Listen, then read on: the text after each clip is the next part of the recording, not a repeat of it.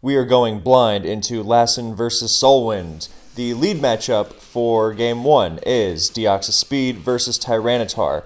Now, the choice of what to do on both sides is really team dependent, because in Tyranitar's case, both Stealth Rock and Crunch or Payback are totally valid moves depending on both your team and how you want to play it against Deoxys Speed's assumed partners. Like, are you willing to deal with rocks and spikes for the cost of getting up, if you want to get up rocks and then take the DOS down? If you do that, then when Kyogre or something comes in afterwards, if you're a Sash T-Tar, then you can stay in and crunch it rather than just stay in and get up rocks on it. So those kinds of things. It's how much you're willing to deal with a spike. And that choice also depends on whether DOS is running Colbur Berry or not. And then on the DOS side, then you can either, if you're running Rocks and Spikes, you can just Rocks and Spikes and then go to your Kyogre or Groudon or whatever you want to go to handle the T-Tar. Or if your team is really vulnerable to T-Tar, as a surprising number of Uber teams are, then you might want to Rocks and then break its Sash if you think you can live without Spikes. And believe it or not, most Uber teams have enough powerhouse, especially offensive teams, have enough powerhouses to where they can live without the extra support from Spikes, as helpful as that 12.5 can be. So it really depends. And if it's a DOS that does not have rocks, like Trick Scarf being the most common variant, but there's Stealth Rock or Spikes 3 attacks variants out there, then that can work too. You can just focus on the spike and not have to worry about losing out on rocks. And you might even be able to superpower, which is good if you're facing a Lum T-Tar. Now, Sash T-Tar and Chopple T-Tar, both, you don't get those Okos with superpower. But, it's nice to just be able to smack it as opposed to doing nothing. So yeah, a lot of ifs, and I have just laid them out, and now we will see what the case is for this battle. We see Spikes, and SoulWind just goes right for the payback, and we see Sash DOS, so that is a blast from the past, and it actually doesn't work out here. And in previous videos, I've mentioned that DOS rarely ever runs Sash anymore, because of all those. It prefers running bulk and other items, so it can get around things like T-Tar with Colbur, or like Scarf Darkrai Dark Void with Lum. And Sash doesn't really help against priority, like Giratina O following up Draco Meteor with Shadow Sneak, things like that. So it would prefer to be bulky and run some other items. But one of the consequences of DOS no longer running Sash is that Kyogre is now a great lead, because bulky Deoxys S is pretty hard to KO with most things, especially with the help of an item, but Kyogre has none of that and just destroys it in one shot.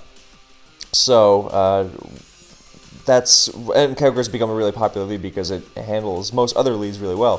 So Lasen was making the call that Sash DOS is worth exploring again, because it can get up 2 layers against Kyogre. Or if his DOS just has Spikes, maybe he has Spikes and Thunder, so you get Spikes and a big chunk on Kyogre before going down, which is fantastic. And we might even make the assumption that he's trying to win a weather war against rain and has a Groudon in the back. Which, I mean, he might just have a Groudon in the back in general, but if he had Thunder, then that would it would be more reasonable to extrapolate. But he's not facing a Kyogre lead. He is facing a T-Tar who devours Sash DOS for breakfast. So I see what Lasen was attempting, and I commend him for trying, but it didn't work out. That's the game we play sometimes. And again, that's what this tournament is for. Seeing stuff like that necessarily. Not necessarily what happens in any one given game. In a game like Pokemon, that's not the best way to approach it anyway.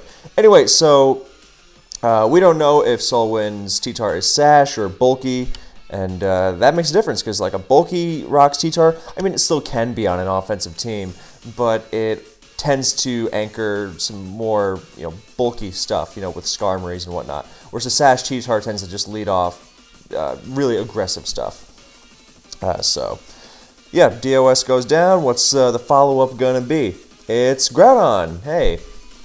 So, SoulWind gets up rocks and goes first, so that already tells you this is a fast T-Tar, and it almost surely has Focus Sash. But, okay, that's interesting because Groudon, number one, it does not go for rocks, as I was expecting. Number two, EQ does not bring T-Tar to the sash. And I know T-Tar is bulky, but Groudon is also really bulky. And if it's a sash T-Tar, aka runs no bulk, then even a zero attack Groudon should have no trouble whatsoever bringing it down to... Oh, wow. I guess I just underestimated T-Tar. I guess I should have known. You never underestimate T-Tar. I guess zero attack Groudon is like barely stronger than max attack Flygon. So when you think about it that way, then yes, that makes more sense.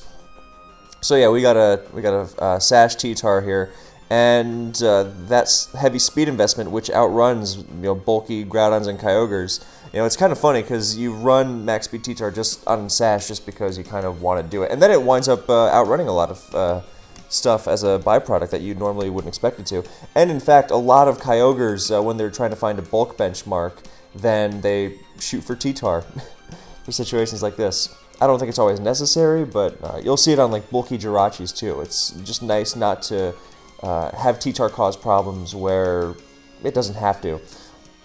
But a lot of time you don't think about that because Sash T-Tar is not that common, and then when it does, it wreaks havoc because now it can get up rocks and it can hit Groudon with a Sunny Fire Blast, and Groudon can either get up rocks and let T-Tar hit it twice, or it can not get up rocks and only get hit once, but then it doesn't have rocks. So yeah, Sash T-Tar does things. Oh, here comes Skarmory, and Lasen gets up rocks on the switch, so that was really nicely done. I actually quite like that. He gets up rocks, he says, it's worth getting hit twice, and he basically says, alright, well now T-Tar switches in, it's dead upon entry, and by EQing, he knows that T-Tar, or before that, he knew that T-Tar really wanted to get rocks, so if SoulWind was going to stay in and get those rocks, he would get the big EQ off on it, and that's really helpful, so now T-Tar won't be able to check a Latios or something in the back. Now he gets up rocks on the switch after having already damaged the Tar, because the Tar was very tempted to go for rocks. So that was a really, really nice set of plays from Lasen. I really like that. And now T-Tar is gone. But here comes Skarmory. Now, is it fearing the fire move, or does it just want to get the layer and match Lasen in hazards and go from there? We will see. Spikes, and Lasen uses Roar, so that's interesting. So we're going to assume, okay, last move can be anything from like T-Wave to, Protect, my personal favorite, to, Toxic or Dragon Claw is also very likely, obviously. I would say Dragon Claw is slightly more likely than Protect. And Roar is cool, not just because it, does something to Skarmory rather than just switching around. When there's hazards littering the field, you don't want to be switching around a lot. You want to, I'm not saying staying on everything, that'd be ridiculous, but it helps if you can minimize your switching and obviously get something out of it. And with Roar, you do get something out of it. You could potentially drag in T-Tar. I mean, that Roar, no matter what, it was going to do something effective, because it would either drag in T-Tar and remove a crucial piece of death fodder for SoulWind later, or it would drag in something else and get more information. Ideally, you drag in something like Garchomp, which can't really tango with Groudon one-on-one, and thus will want to run from Groudon, and therefore you can go for more phasing action and really get into a groove and rack up a lot of damage where SoulWind might not want it just yet. For more information on this tactic, which I'm a huge fan of, then I recommend my video on the underrated uses of phasing moves, or whatever I wound up calling it. Anyway, so yeah, Garchomp doesn't really want to stay in here because it's not going to it's not going to hit very hard, and it's not going to hit Groudon very hard. It's going to get hit hard in return with Dragon Claw. That would be a waste of a chomp. And Lasen keeps up the pressure nicely, roars out the Scarb, and drags in Tina-O. Now, this Tina-O can damage, or can hurt Groudon or do something to it a lot more meaningfully than Garchomp. The most instant method would be with a Griseosaur boosted Draco Meteor, but Will-O-Wisp would have a pretty nasty, long-lasting effect as well. So that's really up to the set, and the set is not really determined by the team, or it's determined up to the player preference, rather, and what SoulWind thinks his team needs. If he thinks he needs some more Kyogre coverage here with this Sand setup, then he might have Thunder on it, just for example. So, Skarmory comes in again. Lasen T-Waves. Nice, he was willing to eat a burn or a Draco if it meant T-Waving the Tina-O. So, that's, yeah, I mean, if you can do something to Giratina-O, then that helps out a lot. Because, and that might seem very obvious, but let me explain. What I mean by that is that Tina-O, it really does not... Like, the opposite would be Dialga, right? Like, if you T-Wave Dialga, it's still very good at doing its job of taking hits and hitting in return because of leftovers and, you know, Protect potentially to accentuate that. You know, even if it's slowed down, then it still gets the job done. And Tina-O is not, you know, is the same speed as Dialga, but it definitely hates being paralyzed a lot more simply because of the lack of leftovers. And that makes a big difference. And so, like, Dialga can afford to get fully parried, and it can still function. But yeah, I'm going to start tripping over my words if I don't get off the point that I think was clearly made. But yeah, here comes Skarm, and the T-Wave means that well, he gets full parried as he tries to go for another layer of spikes, assumedly, and Groudon roars in again. And yeah, dragging in Tina-O, and by doing something else to Tina-O. The lefties thing I wanted to go back to was not just for, you know, making it more able to afford a turn of full paralysis, but also the fact that something like a Dialga with lefties doesn't rely on its speed as much as a speed invested Giratina-O. That was the point I was trying to get at. Yeah, and oh, and the fact that with lefties, Dialga can offset passive damage. And like small chip damage, whereas as soon as you get, like, there are whole games that are often, okay, not games that are decided by Giratina-O taking chip damage, but like it's a big swinging point when Tina-O dips, you know, it starts out above Palkia's spatial rend range, and even one round of rocks won't take it down, but the second round of rocks and you're in business. That's the kind of thing we're talking here, so...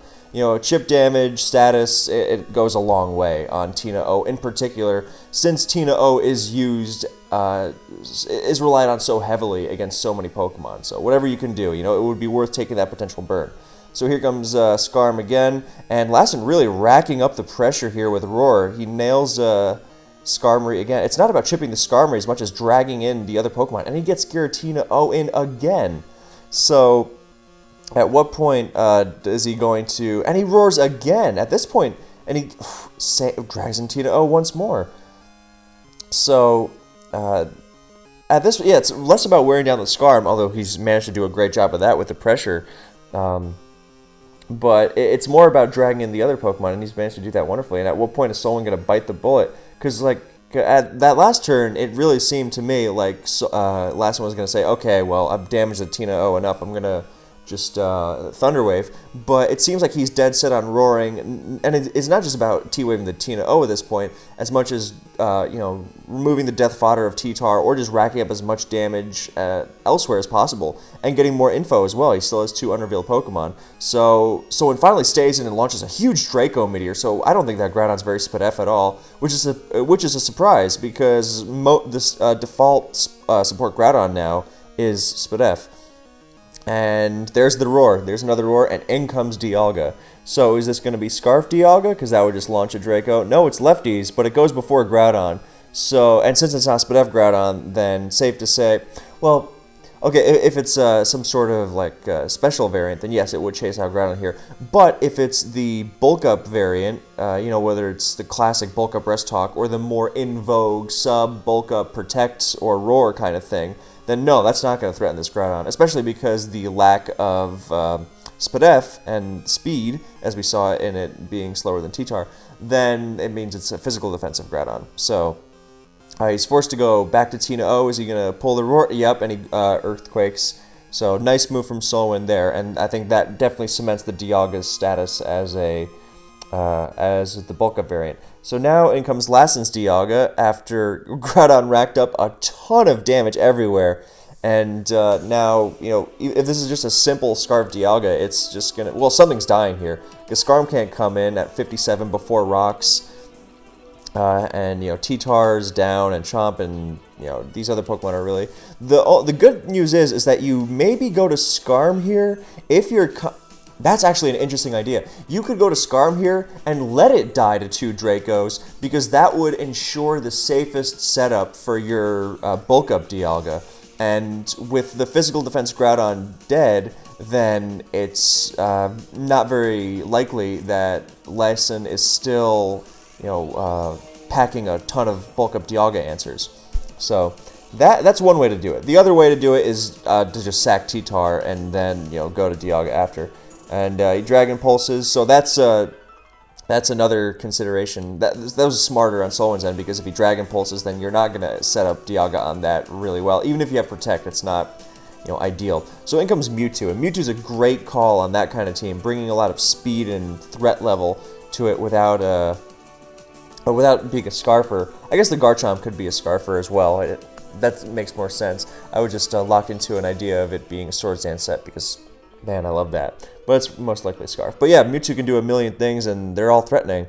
Of course, if it's like a Will-O-Wisp set, then the existence of Heatran on this team would kind of nullify that. But, who knows?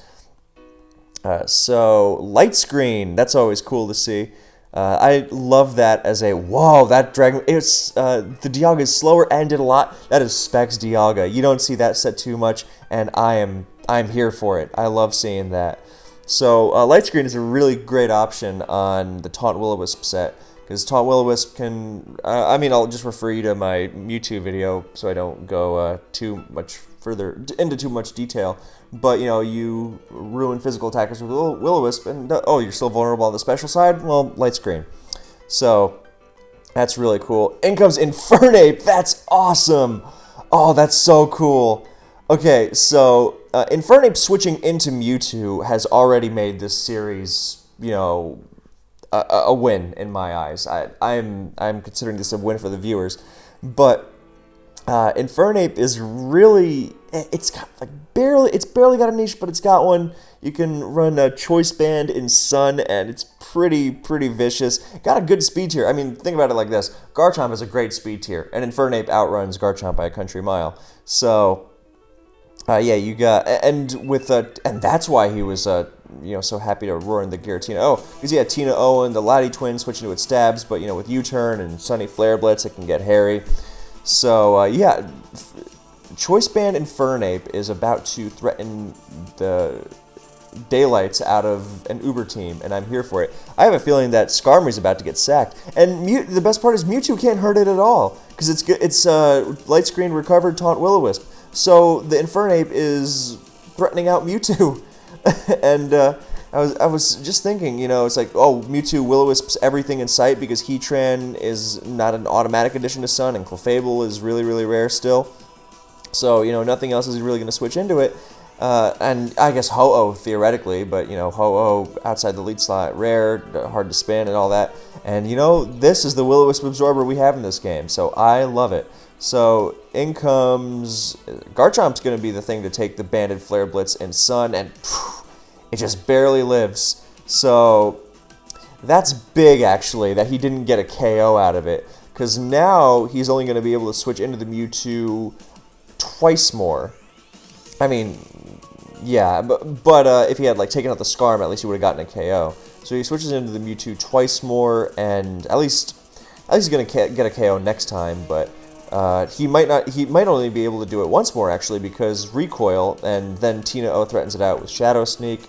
So, but Garchomp's gonna threaten it out here because of Scarf. So that's a bummer. But we gotta calc that. I gotta see how much that was doing to Chomp, because I know it's a huge piece of damage, but oh wow. Well, it wasn't KOing almost. Well, it did 61, right? And the max. So I guess with an absolute max roll, it would have KO'd, because Garchomp was coming in at what? 76, 64. Yeah, okay, with absolute max, then it could have KO'd. But yeah. All right. So I assume Lasen. Well, the other thing is that even though he didn't get much out of this Infernape on this turn, what he did do is ensure that Garchomp is not switching out and back in. And that's really big, because Garchomp famously rips up most things in Uber's. Physically defensive Groudon is one of the few exceptions, and that physically defensive Groudon is gone. So this Garchomp looks to tear stuff up, and I think the move is definitely Outrage. So what's going to get sacked? Oh, here comes Latias. And Outrage. So I don't know if that was worth it. Well, I guess... No, I think you had to... I don't know. I think that was a mistake. I think that was a big mistake, actually. Because even if the Jirachi gets EQ'd, then you go to Latias after, and no matter what the set is, then you threaten pretty much everything here. I mean, maybe not the Mewtwo necessarily, but I don't know. I guess it depends, but I'm thinking more that the bulk up Dialga is a threat, and Latias... I mean, if it's Calm Mind, then you Calm Mind and you're threatening everything. And if it's Draco, then it has like Roar, then that can be a major pain too. So, I don't know. It might be like a support Jirachi that can body slam and annoy everything. And Specs Dialga can threaten the bulk up set pretty well, but... I don't know, and with the likelihood of the Outrage there, that's the other reason. I mean, if you had to pick one thing to sack, I'm still veering towards Jirachi, given SoulWind's team. But there was also the sheer likelihood that the last move was going to be Outrage, because do you want to just EQ into Giratina Origin or something? No, you want to... There are not a ton of steals that in Ubers, and, you know, not a ton of... especially not that are going to fit in those last slots. You want to hit as many things as possible. You want to Outrage. So I think Jirachi was absolutely the move there. So, it's faster, doesn't do a ton. So, Wish, okay, so it is support. So if it's Body Slam, it can... If it U-turns to Infernape, that'd be interesting. So it can, like, heal it up off of Flare Blitz. That'd be some interesting synergy. But, no, it's gonna do that. So here comes the bulk up Dialga. So, yeah, he could have potentially lost no Pokemon with this Garchomp. So there's the U-turn. Here comes the Specs Dialga. Now, if it's Roar, if it's Protect, then it's... I mean, it's not looking terrible anyway, because there's still a lot of Dragon Pulse PP, but there's the Roar. Here's Jirachi giving the Dialga another sub. So, yeah, I think giving up Latias I think was definitely a mistake. Because it's also very reasonable for SoulWind to assume there's not going to be an actual steal, and by actual steal I mean one that resists Dragon, on this team at all, since it's offense. You would rather just like stack bulk, like a Kyogre or something, things that can take Dragon moves, things that are at least neutral to it. So yeah, that was a big mistake, I think. So anyway, he subbed, and then, yeah, sorry to skip through that, but yeah, you saw, he wished on the sub, and then he, on the bulk up, then he U-turned into the Dialga, and here's another example of why Roar is such a great move. I mean, earlier we saw it on Lasen's end, and now we're seeing it from SoulWind as he's dragging up all this damage. I mean, even if he's not hitting the Dialga, he's hitting everything else, certainly. So he drags in Infernape, and so that is going to have one more switch after this. Unless he Flare Blitzes, and, well, actually, this is an interesting scenario. I don't... Okay, there's something to think about here. So, well, on both, even though they're, you know, he's behind, and Lasen's still, the Specs Dialga and the Ban Infernape are still threatening. Now, I don't think SoulWind will go to Giratina here, because if Giratina switches into Flare Blitz on this turn, he might just lose to Flare Blitz spam. So I don't think that he's going to do that, because Mewtwo can't hurt it, Skarm dies, and it's not going to have enough recoil, and, you know, Dialga's going to die. So yeah, I think he does not go to Giratina. I mean, he'd probably, I mean, maybe he could, like, get enough recoil from Giratina, Dialga, and Skarmory, so that Mewtwo could try to win against Dialga and Jirachi, but that feels like a waste. I think it would be more prudent... I guess you could count the Life Orb recoil, or you could calc the recoil from Flare Blitz. See, so let's see, +1 in Sun, then the Flare Blitz is going. Okay, so Flare Blitz is going to KO the Dialga. So for that reason, then even even less reason to go to Giratina. The thing we're interested in now is how much is it going to do from 26%. Okay, so in Sun, you're going to do a lot. So you are going to KO the Giratina from 26-ish, and you're going to get 13% recoil. So I guess you could theoretically... So then 27 down to 14, and then from Dialga, who's going to be like at 20, then... Yeah, you're going to lose... Yeah, I don't think it's worth it to do that. To lose 3 Pokemon just to try and win with Mewtwo. I think it would be more prudent to just go to Dialga... Just let Dialga... Or if anything, let Skarmory go. Because Dialga can set up on Jirachi and like get a Dragon Claw off on the other Dialga, but Skarmory's not doing anything. You could just Mewtwo. I don't know. I guess you could save Skarmory and get more spikes on Mewtwo, but either way, you sack one of Skarmory or Dialga here, depending on how you want to do it. And there's Flare Blitz, down it goes, and now Infernape's going to get picked off by Shadow Sneak. Yep. And, yeah, there's Sneak, finished off. Here comes the Specs Dialga, and Specs Dialga is still a threat, because Mewtwo's going to be recovering a lot, so a crit could definitely put this game away. If it's fast Giratina, though, then, yeah, okay, that... Actually, what's funny about this is that, well, that EQ getting used first is relevant in that when Mewtwo eventually burns the Dialga, it has to recover stall for less turns afterwards. So that is definitely convenient. But then, and again, Dragon Pulse does not have that much PP left. It has 4. There's also the fact that if Mewtwo has Body Slam as its paralysis move, because historically, Uber's Jirachi has used T-Wave as its paralysis move, but a few players have tried out Body Slam for dumb, annoying taunt Mewtwo's, and hitting Groudons and Garchomps on the Switch as well. And yeah, you can't paralyze Tina O, which kind of sucks, but and you can't do it on command as easily.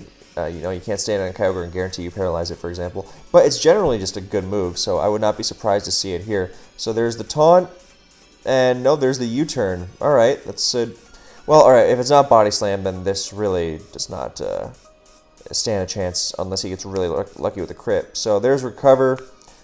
There's Pulse. Yeah, so. This is just hope by crit in the last couple moves. And, well, on this turn, because he's going to recover back up to full, he had to crit on the last turn, because if you crit from full, then you need like 2 consecutive or something. So, yeah, this one's looking in the bag for SoulWind. So that was an interesting... well, maybe I spoke too soon. Oh, and there's T-Wave on the and Skarm's paralyzed too. Oh, dear. Well, Ironhead's not doing a lot, and Mewtwo has pressure, so I guess it has to really get... Oh, he Will-O-Wisp again instead of Recover. I mean, I get it, but... Oh, that sucks. Oh. And he goes for Will-O-Wisp again, maybe a little bullheadedly. But, yeah, okay, so now this game is definitely over. Alright, so on to game 2. That was an interesting one. Well, Lasen heroically not giving up. Which is smart. You can theoretically still crit your way through Scarf, as unlikely as it is. Pokemon has done dumber things. Oh, and there we go. All right, so game 2. Frostlass, nice, against Kyogre. So there's the Kyogre lead. So as soon as now you still have a Sash lead against Kyogre. So it's very possible that Kyogre goes for Thunder to try and limit Thunder or T-Wave are both good options against Frostlass here, who is almost surely going to Spike. Yep, there's the Spike, and there's the Thunder trying to get the Para. No Para. Destiny Bond, second layer. Thunder Wave would be nice to get around the Destiny Bond. Lasen doesn't risk that, gets the second layer. In comes Dialga for Rocks. And, ooh, there's Water Spout. That does a lot. That's a great last move on... Oh, Wackenberry, nice. That does nothing. But it does enough to make sure that the next Water Spout is not threatening to a KO. So, Surf, Ice Beam, Thunder, Water Spout is a great moveset. Basically like a Specs or Scarf Kyogre, just minus the choice item. And with Lum is the standard you would think for Darkrai, but you can also go Wacken for like things like this specifically. So, yeah, now Dialga's chipped the Kyogre very nicely as well, because Kyogre likes to stay in as Dialga goes for Rocks and get some relevant chip on it, which can be huge for a litany of dragons later on. And yeah, so now Dialga is probably going to want to get the rocks. So 2 layers of spikes and rocks in the first couple turns is wonderful. Surf does a lot. There's the rocks. So Kyogre taking down 2 Pokemon with it is still very nice. And that Water Spout does barely outdamage it. There's the second Thunder.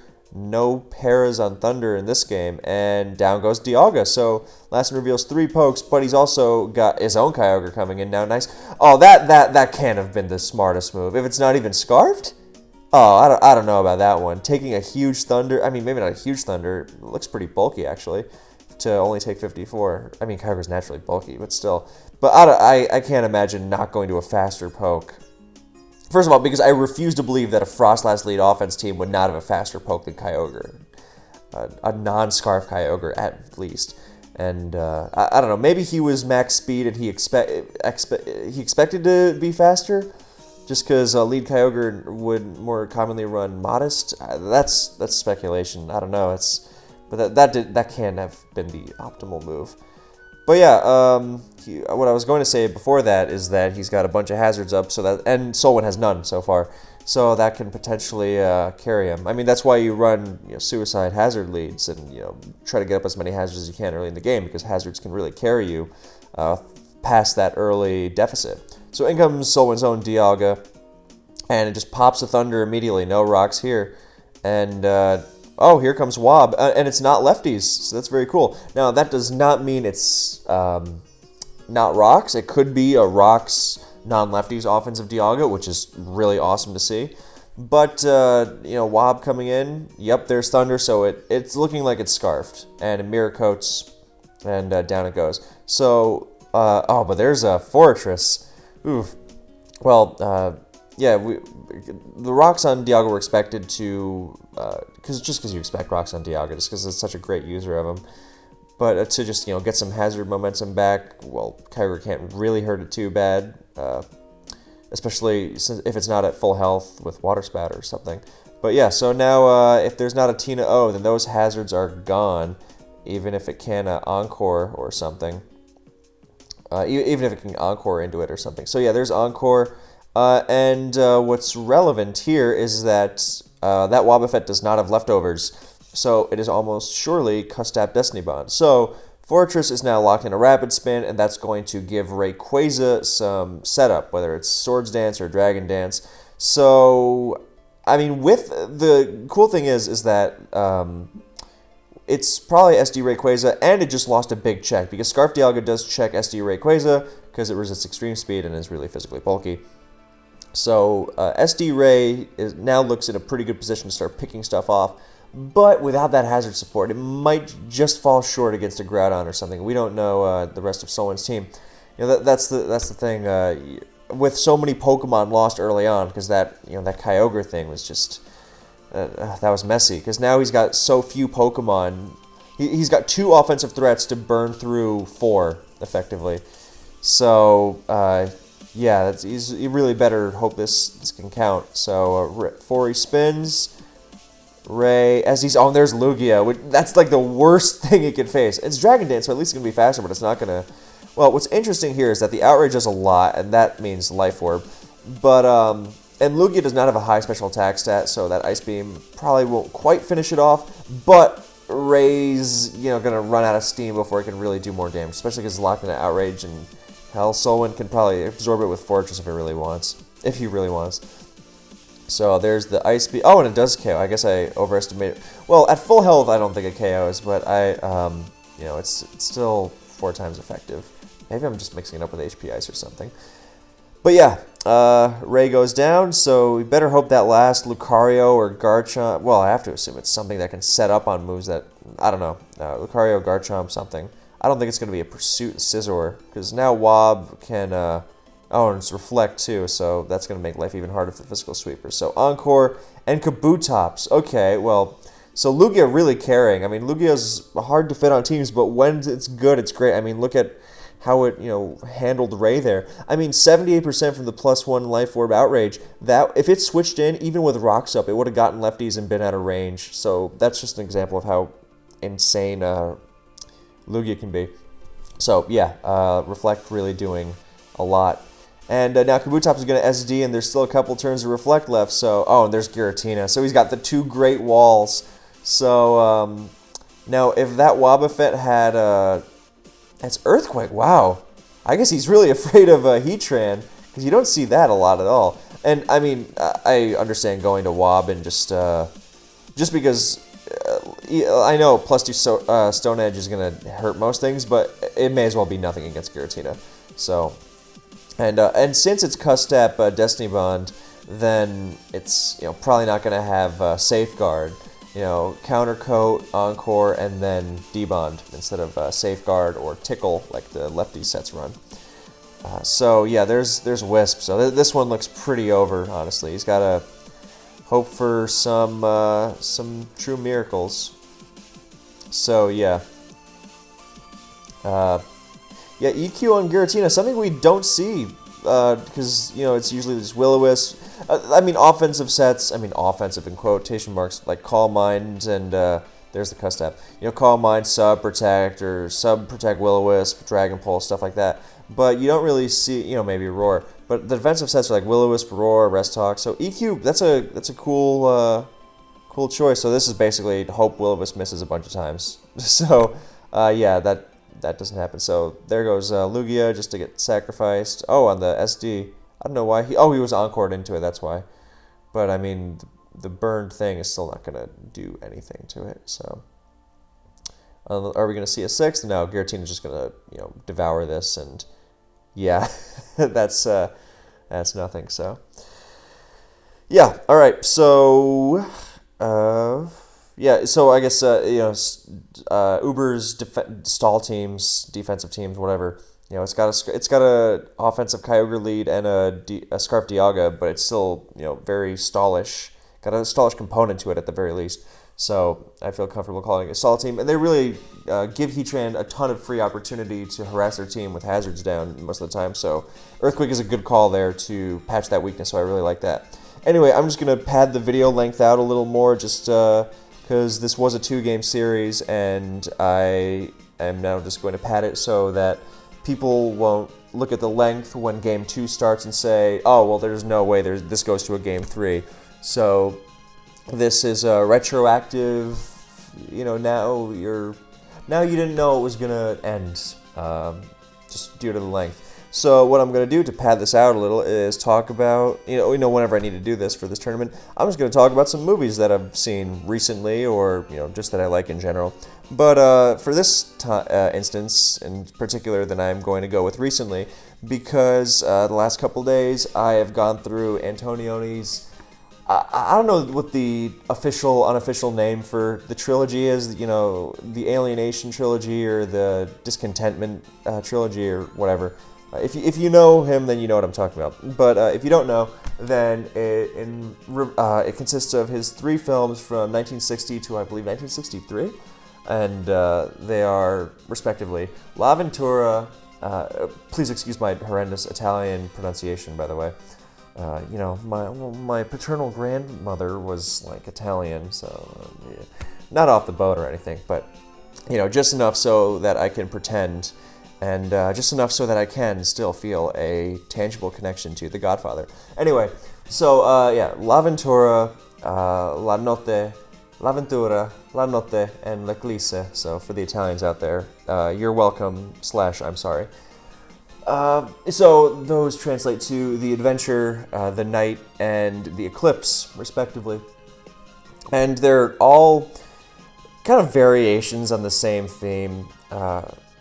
And they're these kind of musings on...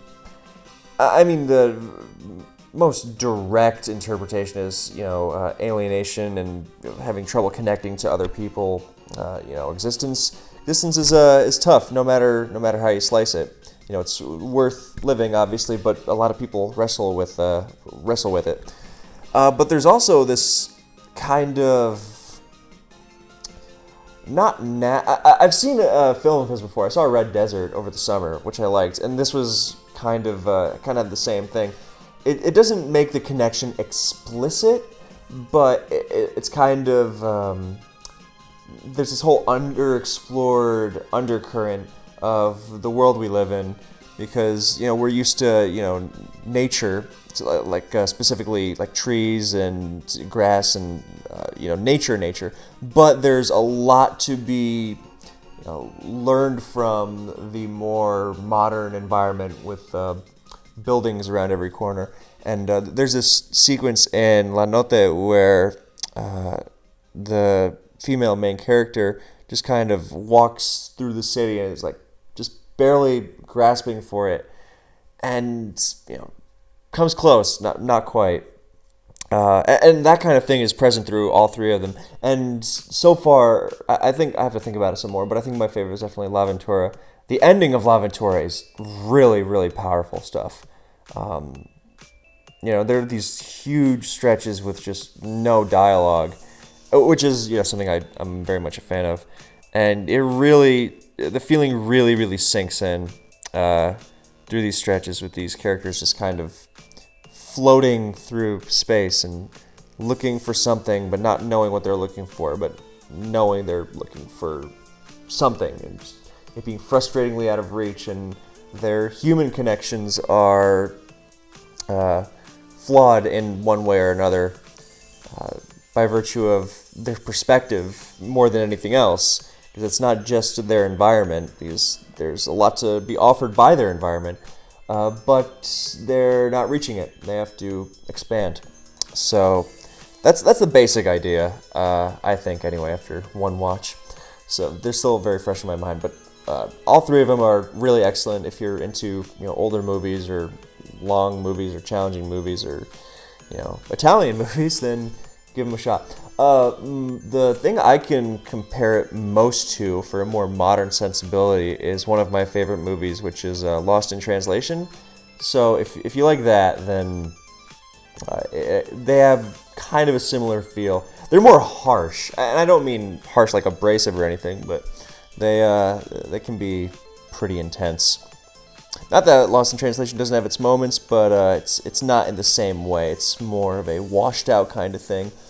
Whereas in the Antonioni trilogy, then that kind of washed out feeling kind of is more of a weight than anything else. Anyway, that's been my impromptu review. So I hope you enjoyed that. I hope you are inspired to go check those movies out. Any one of them will do. I would recommend L'Avventura if you had to pick one, but whatever you can get. And I'm glad that this padded length has helped you avoid knowing that this was a Game 2 series. So thank you guys for watching, and I will see you in the next one.